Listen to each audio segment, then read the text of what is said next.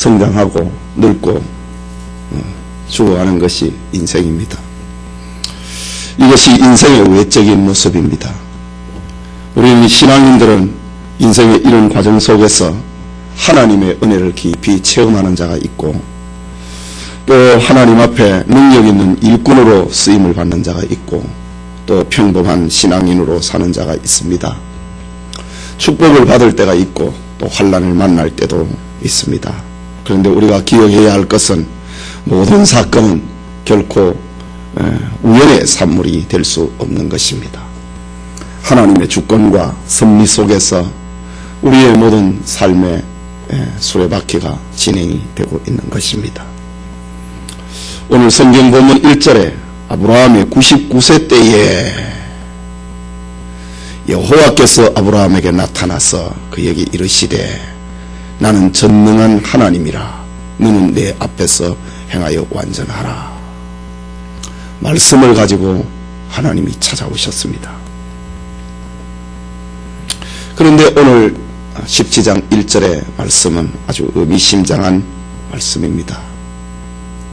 그것은 그 앞에 절 16장 16절에 하갈이 아브라함에게 이스마엘을 낳을 때에 아브라함의 86세였더라 라고 합니다. 이 말과 16장 16절하고 17장 17절 사이에는 13년이라고 하는 공백기가 있습니다. 이때는 아브라함의 불신앙으로 인하여서 아브라함이 사레의 말을 들었던 때고, 그 여종 하갈을 첩을 삼아서 이스마엘을 낳는 죄를 지은 지 13년 후에 일어난 일입니다. 하나님은 아브라함에게 이 13년 동안 침묵하셨습니다. 이것이 아브라함에게 임한 징계였습니다. 여러분, 하나님의 징계가 무엇이라고 생각을 합니까? 이스라엘 백성들은 하나님의 백성으로서 살아가면서 제일 두려웠던 것이 하나님이 자기들을 향하여서 얼굴을 돌리는 거라고 생각했습니다. 그래서 시편에 보면은 많은 시들 가운데, 다윗의 시들 가운데 하나님이여 주의 얼굴을 내게서 돌리지 말아 주십시오, 이것이 다윗의 많은 기도 속에 나타납니다. 오늘 성경에 아브라함이 자기 아내 사라의 말을 듣고 불신앙의 죄를 지은 지 13년 동안 하나님께서 아브라함에게 얼굴을 돌리셨습니다. 벌이었습니다. 징계였습니다. 이처럼 죄는 하나님과 우리 사이를 나누어 놓고 마는 것입니다. 죄는 하나님과 성도 사이를 멀어지게 만드는 것입니다. 여러분, 죄 짓고 하나님하고 가까이 동행하는 사람이 있습니까? 없습니다. 저 에덴 동산에서부터 시작해서 주님이 재림하실 때까지 죄 짓는 사람은 하나님에게서 멀어지게 됩니다.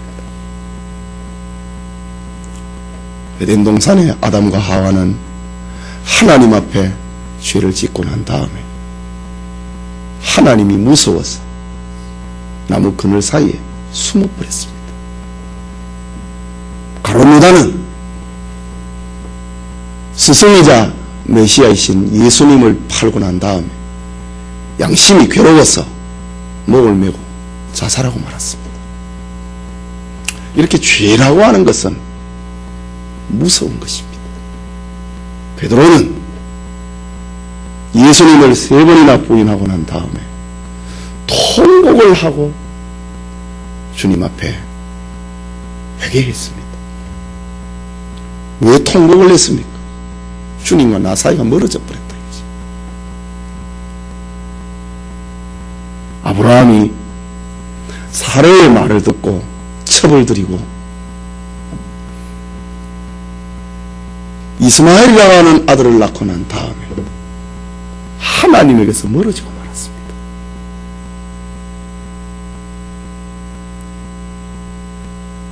이렇게 죄는 무섭다고 하는 것을 알려주고 있는 것이 오늘 16장과 17장 사이의 사건입니다. 그런데 하나님의 정한 때가 되었습니다. 하나님이 아브라함에게 찾아오셨습니다. 그를 새롭게 하시고 그를 축복하시고 아브라함을 회복시키고 계시는 하나님의 모습을 알려주고 있는 것이 16장과 17장 사이에 벌어진 사건입니다. 이 시간 회복된 축복이라는 말씀 살펴보고 은혜 받고자 합니다. 아브라함에게 주신 축복입니다. 13년이 지나고 난 다음에 아브라함의 나이 86살부터 99살까지 침묵하셨던 하나님께서 긴 침묵의 시간 13일도 아니고 13달도 아니고 13년 동안 침묵하신 하나님이 이제 긴 침묵을 깨고 하나님이 아브라함에게 말씀을 가지고 찾아오셨습니다. 그 말씀의 내용은 자손의 번성을 약속을 하고 있습니다. 2절에 내가 내 언약을 나와 너 사이에 세워 너로 심히 번성케 하리라 하시니, 오늘 17장 1절에서 7절까지 이 언약을 가리켜서 하나님은 내 언약이다, 내 언약이다, 내 언약이다 반복적으로 말을 하고 있습니다. 2절에 보면은 내가 내 언약을 나와 너 사이에 세워, 또 4절에 내가 너와 내 언약을 세우리니, 또 7절에 보면은 내가 내 언약을 나와 너와 네 대대 후손 사이에 세워 영원한 언약을 삼고, 이 언약이라는 말이 반복이 되고 있는데 이거를 아브라함의 언약이라 아니고 하나님의 언약이라고 합니다. 내 언약이라 이거지. 주권적인 언약입니다. 아브라함하고 무슨 계약을 맺은 언약이 아니고 하나님이 그냥 찾아오신, 하나님이 축복의 보따리, 선물의 보따리를 가지고 찾아오신 언약입니다. 이 언약이 언제 주어진 언약입니까? 아브라함이 나이 75살이 되었을 때에 저 갈대아 우르와 하란을 떠날 때에 하나님이 찾아오셨을 때에 들려주었던 언약입니다. 내가 너로 큰 민족을 이루게 하고 내 이름을 창백케 하고 너로 복의 근원이 되게 하고 이 땅을 너와 내 후손에게 주겠다. 창세기 12장에 하나님께서 아브라함에게 찾아오실 때에 주권적으로 아브라함의 의사하고 관계없이 내가 너로 민족을 이루게 하겠다, 네 이름을 창대케 하겠다, 너로 복의 근원이 되게 하겠다. 아브라함이 이에 여호와의 말씀을 쫓아갔고, 히브리서에는 아브라함은 갈 바를 알지 못하고 하나님의 말씀을 쫓아갔다 라고 했습니다. 그 약속을 지금 다시 아브라함에게 회복시키고 있는 장면입니다. 아브라함이 가나안 땅에 도착을 했을 때입니다. 1년이 걸렸는지 몇 개월이 걸렸는지 모릅니다. 아브라함이 가나안 땅에 도착을 해서 하나님 앞에 번제를 드릴 때에 하나님께서 아브라함에게 찾아오셨습니다. 그리고 창세기 13장에 보면은 조카 롯이 좋은 땅을 가지고 에덴 동산과 같은 그런 땅을 가지고 큰아버지 아브라함을 떠나가 버렸습니다. 이때에 아브라함이 쓸쓸했습니다. 외로웠습니다. 허전했습니다. 네가 좌하면 나는 우하고 네가 우하면 나는 좌하리라 했는데 롯이 좋은 거 다 가지고 저 에덴 동산과 같은 땅들을 가지고 가버렸을 때에 아브라함이 쓸쓸했습니다. 그때에 하나님이 아브라함에게 찾아오셨습니다. 너는 너 있는 곳에서 동서남북을 바라보아라. 내가 이 땅을 너와 내 자손에게 주겠다. 저 창세기 12장에 저 하란을 떠날 때에 찾아오셨던 그 하나님이 이제 롯이 자기를 떠났을 때에 하나님이 또 찾아오셨습니다. 그런데 또 창세기 15장에 보면은 그래 롯이 소돔 땅으로 갔는데 거기서 뭐 세상 문화와 더불어서 살다가 저 가나안의 연합군 주동자 그돌라오멜이라고 하는 사람이 가나안 땅의 연합군을 조성을 해가지고 저 금사라기와 같은 기름진 땅 소돔성을 공격을 한 것입니다. 그리고 소돔성에 살고 있는 사람들, 거기에는 롯과 롯의 부인과 자식들까지 거기 있습니다. 다 노예로 잡아가 버렸습니다. 이때에 아브라함이 목숨을 걸고 자기 집에서 길러온 가병 318명을 거느리고 야음을 틈타서 승리의 축제를 벌이고 있는 그돌라오멜의 연합군을 공격을 해서 저들을 섬멸을 하고 조카와 소돔성 사람들을 그리고 재산을 찾아갖고 돌아옵니다. 그러나 사건은 아브라함이 가나안 땅에 와가지고 일을 벌려나가 버렸습니다. 가나안의 연합군들을 죽여버렸습니다. 그러니 후환이 두려운 겁니다. 두려워 떨고 있을 때에 하나님께서 창세기 15장 1절에 찾아오셔서 아브라함아 두려워하지 말라. 나는 너의 방편이라. 너의 지극히 큰 상급이니라. 그렇게 말씀을 하시면서 너에게 자식 주겠다.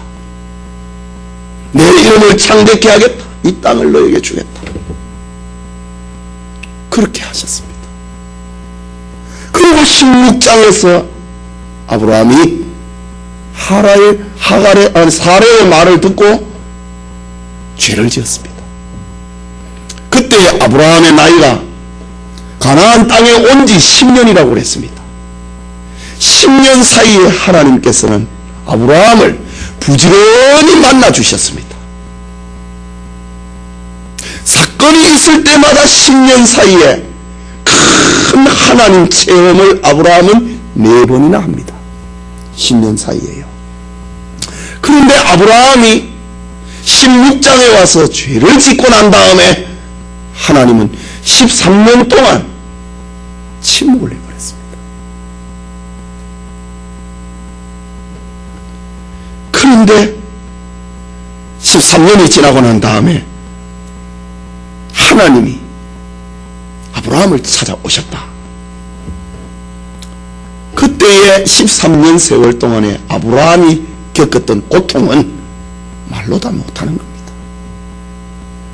하나님과의 단절에 대한 두려움. 가나안 땅에서 내가 하나님의 음성 없이 하나님의 말씀 없이 내가 어떻게 살아남을 것인가? 공포. 이 속에서 13년은 아브라함에게 있어서 누가 뭐라 크더라도 이 기간은 회개의 기간입니다. 자기를 돌아보는 내가 하나님을 믿지를 못했다. 사레가 나에게 첩을 제안을 할 때에 왜 내가 하나님 앞에 묻지 않았던가? 하나님 앞에 내가 왜 기도하지 아니했던가? 그러나 일은 벌려놓고 하갈은 자식을 가지게 되었으니 이 일을 어떻게 한단 말입니까? 자식을 낳았을 때가 그의 나이 86살이었더라. 그 1년 사이입니다. 그리고 또 13년 동안 하나님이 침묵하셨습니다. 그런데 이 하나님이 침묵하는 기간은 아브라함에게 있어서는 자기를 돌아보는 시간이었고 회개하는 시간이었음에 틀림이 없습니다. 그렇다면 오늘 17장의 이 말씀은 무엇인가? 우리가 하나님 앞에 돌아오면은, 우리가 하나님 앞에 죄를 회개하면은 하나님께서는 자기 백성을 불쌍히 여긴다는 겁니다. 용서하시고 회복의 은총을 주신다고 하는 겁니다. 16장 그 어디에 봐도 아브라함이 회개했다고 하는 말은 없잖아요. 자식을 낳았다는 말만 합니다. 그러면 회개 안 해도 될 사건입니까 이것이? 분명히 하나님 앞에 불신앙을 했고 저 이방의 가나안 풍습을 본받아서 하가를 첩으로 취하였는데 이거 뭐 해결 안 해도 될 일인가? 해결해야 됩니다. 그 해결해야 되는 기간이 16장에서 17장 사이였습니다. 아브라함이 하나님 앞에 죄 문제를 해결하였을 때에 하나님이 아브라함에게 찾아오십니다. 찾아오신 하나님께서 아브라함에게 말씀을 하시기를 새 이름을 주십니다. 5절 말씀에 이제 후로는 내 이름을 아브라함이라 하지 아니하고 아브라함이라 하리니 이는 내가 너 열국의 아비가 되게 함이리라. 하나님의 구체적인 자기 계획을 아브라함에게 나타냅니다. 아브라함, 이 말은 아버지라는 말입니다. 그러나 아브라함은 열국의 아버지라는 말입니다. 예. 지금까지 아브라함이 언제 아버지 소리를 들어봤습니까? 그 아버지가 데라가 아버지 소리를 좀 듣고 살라고. 아버지라고 하는 말이 얼마나 좋습니까? 자식 이름을 아버지라고 지어놨는데 나이 86살 이스마엘 낳기까지는 아브라함이라는 소리, 아버지라는 소리를 누구로부터 들었습니까? 못 들었습니다. 그래서 이제 겨우 이스마엘을 낳고 아버지 소리를 듣습니다. 아브라함이라고 하는 아버지 소리를 이제 듣게 됩니다. 그러나 하나님은 그거 아니다 이거지요. 너는 아버지로 끝날 사람이 아니고 너로 큰 민족을 이루겠다 하겠다고 했으니 너는 아버지로 끝날 사람이 아니다. 너는 열국의 아버지다. 너는 이스마엘의 아버지, 그걸로 끝나서는 안 된다 이거지. 열국의 아버지로 되리라 라고 했습니다. 그리고 오늘 본문에서 그 다음 문장의 말씀인데 15절과 16절에 보면은 하나님이 또 아브라함에게 이르시되 내 아내 사레는 이름을 사레라 하지 말고 짝대기 하나 떼라 이지. 그 이름을 사라라 하라. 이는 그에게 복을 주어 그는 내게 아들을 낳게 하며 내가 그에게 복을 주어 그는 열국의 의미가 되게 하리니 민족의 열왕이 그에게서 나리라. 사레는 지금까지 엄마 소리도 못 들었습니다. 그러면 이제 하갈이 낳은 이스마엘 통해서 사레가 엄마 소리 좀 들었을지도 모릅니다. 종의 자식은 자기 자식이라 마찬가지니까. 그런데 사레도 그걸로 끝나서는 안 된다 이지. 내가 너를 부른 것은 아브라함과 사레를 부른 것은 그걸로 엄마 아버지로 끝나는 것이 아니라 열국의 아버지 어머니로 만들기 위해서 하나님이 불렀다. 자신의 계획을 펼치고 있습니다. 하나님이 주신 회복의 은총은 이전보다는 비교할 수 없는 은총이었습니다. 아브라함은 아브라함이 되었습니다. 사레는 사라가 되었습니다. 열국의 아비가 되고 열국의 어미가 되는 이름의 축복을 하나님으로부터 새 이름을 받았습니다. 아브라함, 아버지 데라가 지어준 이름입니다. 사레, 그의 부친이 지어준 이름입니다. 그러나 아브라함, 사라, 이거는 회개한 아브라함과 사레에게 하나님이 고쳐주신, 개명해주신 이름인 것입니다. 여러분, 이름이라고 하는 것은 그 사람의 인격을 대표하는 것입니다. 이것은 아브라함에게 있어서 13년 동안 회개의 생활을 통하여서 그들의 심령에 성숙한 변화가 일어났다고 하는 것을 보여주고 있습니다. 어디 이것이 아브라함 뿐입니까? 사례는 어떻게 하고요? 사례는 자기 종을 첩으로 들여놨더니 첩이 자기를 무시를 했습니다. 그래서 내쫓았습니다. 16장 후반부에 하나님이 저 하갈에게 찾아와서 내 주인에게 돌아가라고 했습니다. 그 13년 동안에 하갈로부터 그리고 첩의 아들로부터 사례가 받았던 고통은 또 어떻게 했겠습니까? 내가 잘못했다. 내가 하나님의 뜻을 어겼구나. 사례 역시 마찬가지입니다. 회개의 시간입니다. 아브라함과 공모를 했으니 말입니다. 그러나 이 고난의 세월을 지나고 난 다음에 내적인 성숙의 시간을 보내고 난 다음에 하나님께서는 새 이름을 가지고 찾아오셨습니다. 오늘 우리 역시 마찬가지입니다. 우리가 하나님 앞에 회개하면은 축복하십니다. 우리가 하나님 앞에 새로워지면은 하나님은 복을 주십니다. 더 큰 복을 가지고 찾아오시는 분입니다. 더 크게 사용하십니다. 회개하는 만큼, 그릇이 만들어지는 만큼 물을 담는 것처럼 우리가 주님의 사람으로서 회개의 그릇을 만드는 것만큼 하나님께서는 축복을 거기에 담아주십니다. 또 계속해서 하나님이 아브라함에게 찾아오셔서 주신 축복은 가나안 땅을 영원한 기업이 되게 하겠다고 하십니다.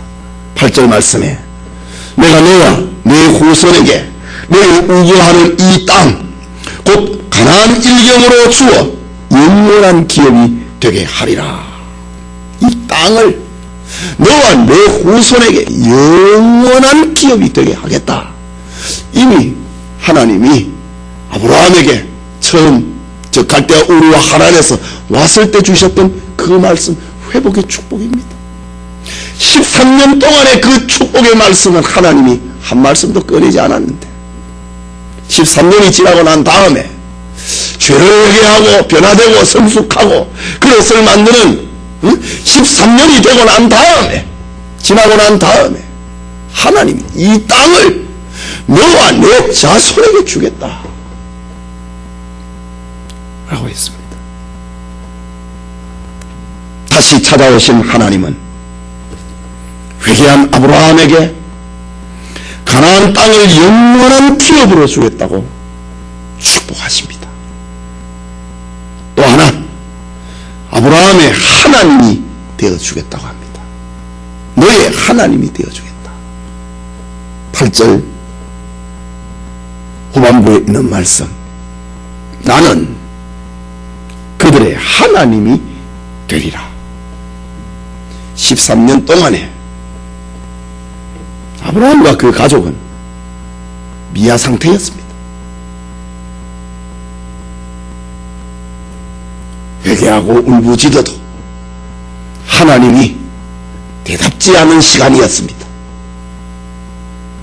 그런데 13년이 지나가고 하나님이 찾아오셔서 들려주시는 말씀, 나는 너의 하나님이 되겠다 라고 합니다. 우리 인생에 있어서 나는 너의 하나님이 되겠다. 이것보다 더 큰 축복, 이것보다 더 위대한 축복, 그것이 무엇이 있겠습니까? 하나님 속에는 모든 것이 다 들어있으니 오늘날 우리 세상에서 아버지의 역량에 따라서 자식들의 활동 범위가 정해집니다.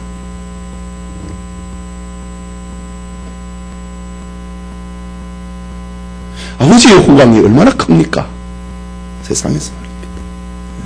그런데 아브라함에게 찾아오신 하나님은 나는 너희 하나님이 되겠다.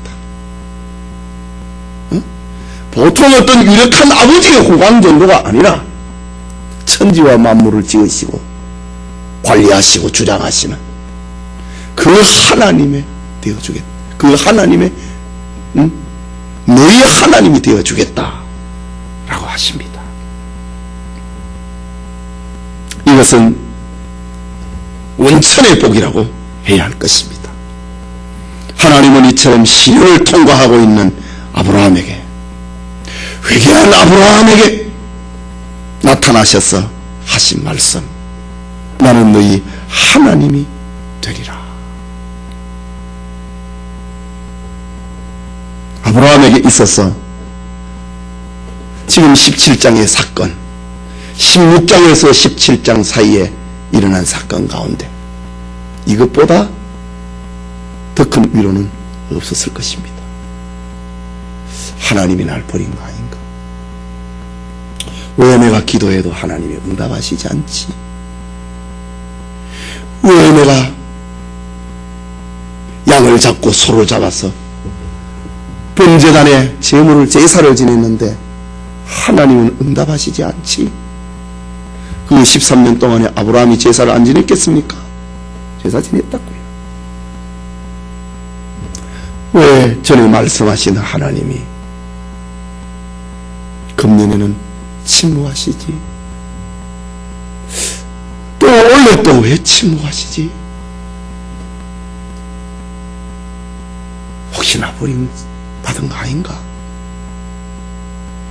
지금 원시계시 시대입니다. 우리처럼 조직신학이 서 있지 않는 때입니다. 택한 사람은 버림을 받지 않는다고 하는 조직신학이 세워져 있지 않을 때입니다. 아브라함이 내 버림받은 거 아닌가? 내가 하나님을 멸시했고, 내가 하나님을 믿지 못했고, 그래서 내가 죄를 지었는데 내가 버림받은 거 아닌가? 이때에 하나님이 찾아오셔서 나는 너의 하나님이 되리라. 이것보다 아브라함에게 있어서 더 큰 위로는 없었을 것입니다. 하나님은 아브라함에게 이런 축복을 가지고 찾아오셨다 라는 것입니다. 하지만 우리는 다시 본문을 1절부터 다시 봐야 됩니다. 1절 말씀에 아브라함의 99세 때에 여호와께서 아브라함에게 나타나서 그에게 이르시되 나는 전능한 하나님이라. 너는 내 앞에서 행하여 완전하라. 이 말이 무슨 말입니까? 너는 13년 동안의 회개의 시간 보내고 있는 아브라함에게 찾아왔어. 나는 전능한 하나님이라. 너는 내 앞에서 행하여 완전하라. 이 말을 가지고 찾아왔습니다. 여기 완전이라고 하는 말은 하나님의 속성입니다. 사람이 어떻게 하나님 앞에서 완전할 수 있단 말입니까? 죄 중에서 태어나서 죄에 물든 인생이 어떻게 하나님 앞에 완전할 수 있단 말입니까? 그런데 하나님께서는 13년의 침묵을 깨시고 아브라함에게 찾아오셔서 하신 말씀, 너는 내 앞에서 행하여 완전하라. 지난 시간에 대한 회개입니다. 다시는 그런 죄 짓지 말라 이 말입니다. 여러분 17장 이후에는요 아브라함이 큰 죄에 안 빠집니다. 자식을 낳아서 감사했고요, 모리아 산으로 가서 내가 지시하는 산에 가서 번제를 드리라고 했을 때 아브라함은 두말 없이 갑니다.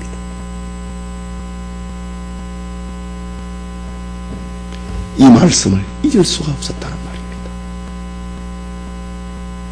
나는 전능한 하나님이라. 너는 내 앞에서 행하여 완전해라. 하나님이 이 말씀을 가지고 13년의 침묵을 깨고 아브라함에게 찾아오셨습니다. 완전하라고 합니다. 참 이상합니다. 예수님께서도요, 제자들에게 똑같은 말을 하셨습니다. 마태복음 5장 48절에 보면 하늘에 계신 너희 아버지의 온전하심 같이 너희도 온전하라. 똑같은 말입니다. 하나님의 아브라함을 향한 요구나 예수님이 제자들을 향한 요구나 똑같습니다. 여러분, 하나님은 아브라함의 연약을 다 알고 있습니다. 하나님은 아브라함의 신이 아니고 인생이라고 하는 것을 하나님은 다 알고 있습니다. 그 하나님께서 너는 너의 육성대로 연약한 대로 그렇게 살아도 된다, 이 말이 아닙니다. 13년 동안 회개한 아브라함에게 찾아오셨어. 너는 내 앞에서 이제부터는 완전해라고 합니다. 여러분, 우리 오늘의 신자들이 정말 배워야 될 말입니다. 정말 들어야 될 말입니다. 내가 연약하다, 나는 죄인이다, 그래서 죄 속에, 내 성격 속에 나를 던져버려서는 안 된다고 하는 말입니다. 정말 고통의 회개의 시간, 아브라함이 13년 동안에 서러웠던 날들을 생각을 해보십시오. 신자에게 있어서 하나님의 응답이 없다, 하나님의 음성을 듣지를 못한다, 하나님이 나하고 상관을 하지 않으신다, 이것보다 더 서러운 일이 어디 있습니까? 그런데 회개하고 있는 아브라함에게 찾아오셔서 나는 전능한 하나님이라, 너는 내 앞에서 행하여 완전해라. 너 연약하다고 연약한 대로 살지 마라, 이 말입니다. 나 부족하다고 부족한 대로 너를 던지지 말라는 말입니다. 똑같은 원리가 예수님께서 말씀하십니다. 하늘에 계신 너희 아버지의 온전하심과 같이 너희도 온전하라. 주님께서도 제자들의 연약을 알고 있습니다. 제자들의 죄성을 알고 있습니다. 그럼에도 하나님의 온전하심 같이 너희도 온전하라 라고 합니다. 하나님이 우리에게 요구하는 것은 하나님 자신과 같은 그런 완전한 결과를 요구하는 거 아닙니다. 왜? 우리 인생됨을 누구보다도 알고 있기 때문입니다. 그러나 하나님께서는 아브라함에게 너는 내 앞에서 행하여 완전하라, 이 말은 노력해라, 이 말입니다. 무슨 일이 있걸라 하나님 앞에 이제 물으면서 살라고 하는 말입니다. 노력을 해라, 과정을 중요하게 여겨라, 그 말입니다. 지난날에 완전하지 못한 이런 아브라함의 생애를 뼈저리게 회개를 했던 아브라함, 이 말이 무슨 말인지를 아브라함은 이해를 할 수 있는 겁니다. 진정한 회개를 하지 않는 사람은요, 너는 내 앞에서 행하여 완전하라고 하는 말 못 알아듣습니다. 정말 회개한 사람만이 알아들을 수 있는 말이 너는 내 앞에서 행하여 완전해라 라는 말. 사무엘서에 보면은 다윗이 우리 우리아의 아내 바세바를 취하였어 아내를 만들고 충신 우리아를 전쟁터 선봉에 세웠어 적의 화살에 맞아 죽도록 만들어 버립니다.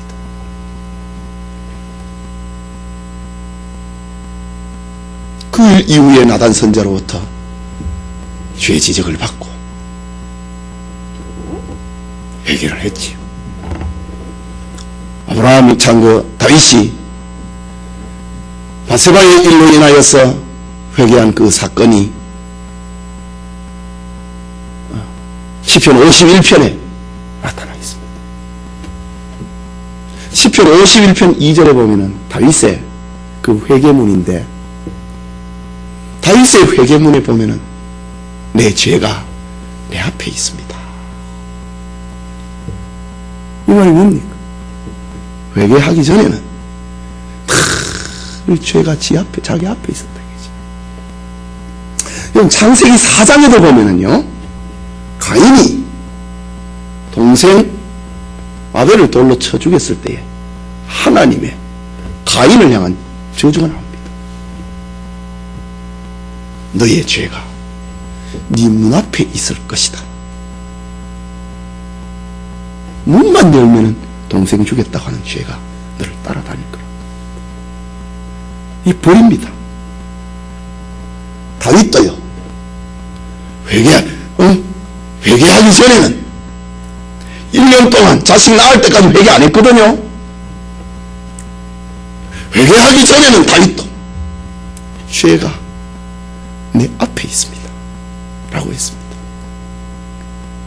회개해야 앞에 있는 죄가 치워지는데, 회개하지 아니하면 죄가 늘 자기 앞에 있습니다. 그런데 사무엘서를 보면은 다윗이 나이가 들고 난 다음에 다윗은 진짜 회개했거든요. 그래서 하나님이 사도행전에도 보면은 내가 이새의 아들 다윗을 만났는데 내 마음에 합한 사람이라. 그는 우리아의 아내 바세바 외에는 내 마음을 섭섭하게 안 했다. 이제 진짜 회개했다는 말입니다. 앞으로 저 다윗이 나이가 들어서 요즘처럼 뭐 온돌 침대가 있습니까? 뭐 따뜻한 침낭이 있습니까? 몸을 따뜻하게 할 리가 없었어. 신하들이 수넴의 여자 동료 아비삭을 다윗에게 첩으로 들여가지고 그 아비삭이 다윗의 몸을 좀 따뜻하게 해주라고 그렇게 했습니다. 그런데 다윗은요, 아비삭을 범하지 않았더라. 행하여 완전했다 이 말입니다. 같은 죄 또 안 지었다 이 말입니다. 하나님이 아브라함에게 찾아와가지고 13년 동안 참 괴로운 나날을 보내고 회개해서나 마음이 시원함이 없는, 뭐 하나님의 응답이 있어야 시원하지요. 그 아브라함에게 찾아오셨어. 하나님이 하시는 말씀, 나는 전능한 하나님이라. 너는 내 앞에서 행하여 완전하라. 여러분, 우리 신자들은 노력해야 됩니다. 완전해지려면 노력해야 됩니다. 우리가 어떻게 하나님처럼 될 수 있습니까? 그렇다고 포기하면 안 된다는 말입니다. 노력해라는 말입니다. 내가 죄인이라고 자기를 합리화시키지 말라는 말입니다.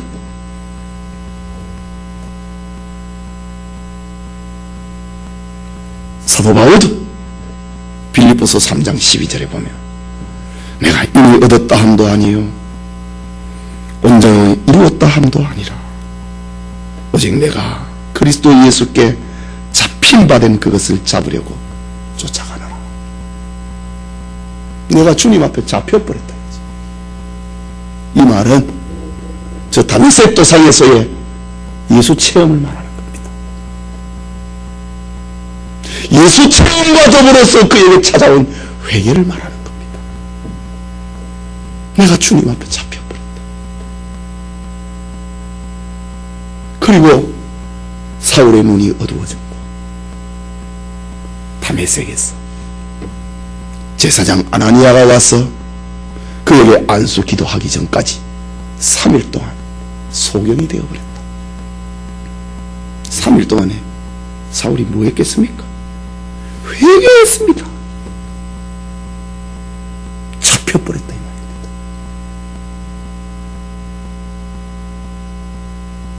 예수님과 교회를 핍박을 했던 자기 죄를 회개했던 거죠. 그리고 내 삶을 전도자로 살겠다. 주님이 사울에게 나타나서 이방인의 전도자가 되라고 말씀하시거든요. 자기 죄를 용서해 주시고 주님에게 사울이 잡혔습니다. 그래서 사울은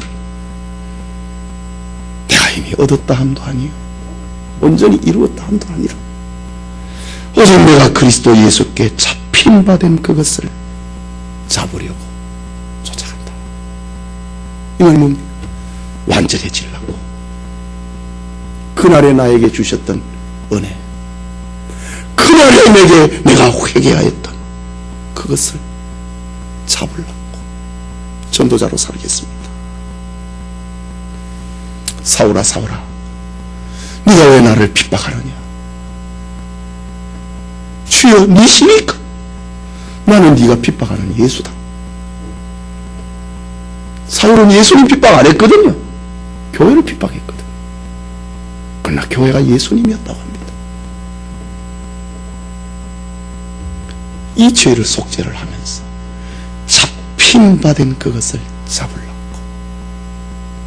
사울은 예수 체험의 그날을 생각을 하고 완전해지려고 내가 이미 얻었다 함도 아니요 온전히 이루었다 함도 아니라 오직 내가 그리스도 예수께 잡힌 바 된 그것을 잡으려고 쫓아가노라. 사울의 삶입니다. 이런 완전을 지향하는 성도의 삶에 필수적인 것은 순종입니다. 이 말씀 앞에 3절에 보면 아브라함이 엎드렸다. 완전하라.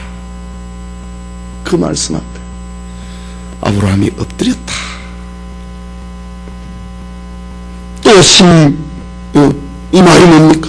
16장의 불신앙의 태도를 잊어버리고 전능하신 하나님, 완전하신 하나님 앞에 자기 삶을 맡기고 이제 무슨 일이 있으면 하나님 앞에 묻겠습니다.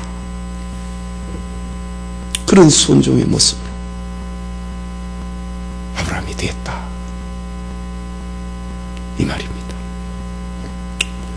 예배드리는 성도님, 하나님의 주권과 섭리 속에서 우리의 삶은 지금도 삶의 수레바퀴가 돌아가고 있습니다. 우리 오늘 본문을 통하여서 하나님은 한 번 약속하신 축복은 반드시 이루어야만 하는 분임을 가르쳐주고 있습니다. 우리의 허물이 커도 회개하면 다시 축복을 회복시킨 하나님입니다. 우리가 회개하면 하나님의 축복의 보따리는 더 커진다는 말입니다. 회개하면 하나님의 우리를 향한 회복 정도가 아니고 무한하신 하나님, 온 세계가 다 하나님의 것인데 그 하나 더 갖다 준다고 하나님의 곳간이면 손해가 납니까? 아무것도 없는 데서도 만드시는 분인데요. 우리가 회개하면은요, 하나님이 우리에게 주시는 보따리는 더 커집니다. 예수님 말씀하셨지요. 내가 온 것은 양으로 생명을 얻게 하고 회개하는 자입니다.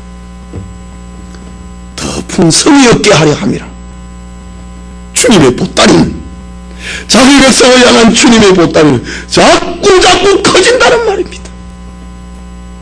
어떻게 기도한다고 한 번만 받고 살라고 합니까? 기도하면은 보따리를 가지고 또 찾아오시는데 말입니다.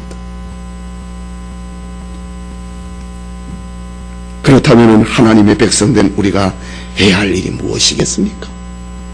완전히 해야 된다. 나 완전 못한대. 그런 미혹에 빠지지 마라 이거지. 노력해봐라 이 말입니다. 노력하라는 말입니다. 17장 이후에 아브라함의 노력을 보란 말입니다. 아브라함의 노력 말입니다.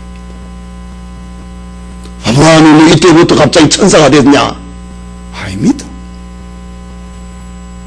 하나님 앞에 정말 완전한 삶을 살라고. 너는 내 앞에 완전하라. 그러니까 이 16장의 이 사건이 하나님의 마음에 얼마나 섭섭하게 했다고 하는 걸 보여주고 있습니다. 부인하고 동의 제창하는 이 사건은 저 사도행전 5장에 아나니아와 삽비라가 동의 제창하고 사도들을 속인 거하고 그거 부분 갑니다. 그러나 사도행전 5장에서는 초대교회 교회의 성결을 위하여서 하나님께서 즉결 심판을 하셨고, 그러나 지금 사도행전 16장, 창세기 16장과 17장에서는 하나님의 자기 계획에 따라서 아브라함을 용서하고 계시는 분입니다. 우리는 순종을 향하여서 달려가야 됩니다. 예배드리는 우리 모두에게 이 축복 있기를 소원합니다.